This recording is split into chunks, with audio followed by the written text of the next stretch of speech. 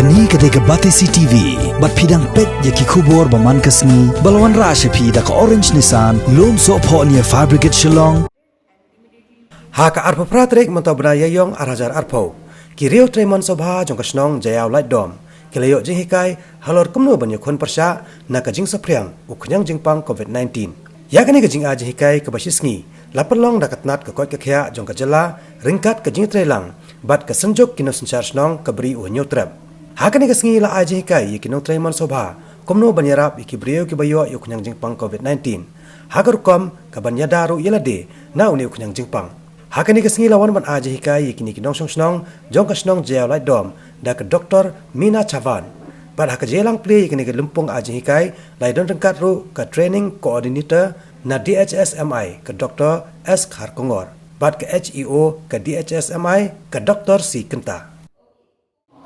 Ka juan jong ni haka ni kapor kalong ban ai ka jing hikai yiki brio ban pensau tu ba khnang ban ladon kanu ka jingja kapa sosi te uble unum ai him kata tambang di belong ki bala kre bang unum tieng ki wan pensu thu ki pri hamni ba ka e ba ki de ban le ban tip kumno ban handle ta pang ki met yap kim ni ban tieng ki pri lada ki wan kinu ki brio ki wayap ban wan tap hakni ka jaka ni wan thang hakni ka jaka hang badan hakko ka ni ka shnong nang ban pensu thu ki shapang kata Din bagi layo ayaka director jungi iyo ayaka city na kineki rang asnong jongka jaya laidom ti ikwa bang in aga sensitization lani ban suthu ya kineki volunteers di youth club jongka ni jaya laidom kidon kata ka jing smokhya jingmut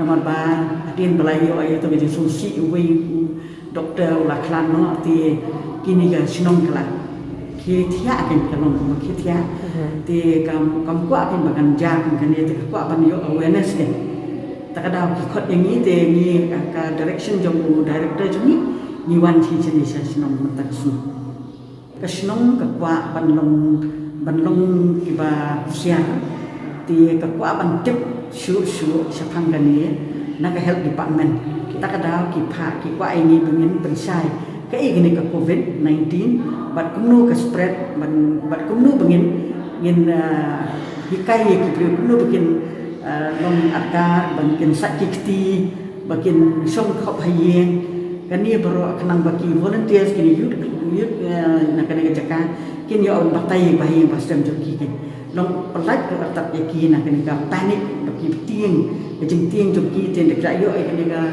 ya kena training mentah ni agas long deh training awareness jadi long kin kam sutu susu te kan kam klan ni kau senong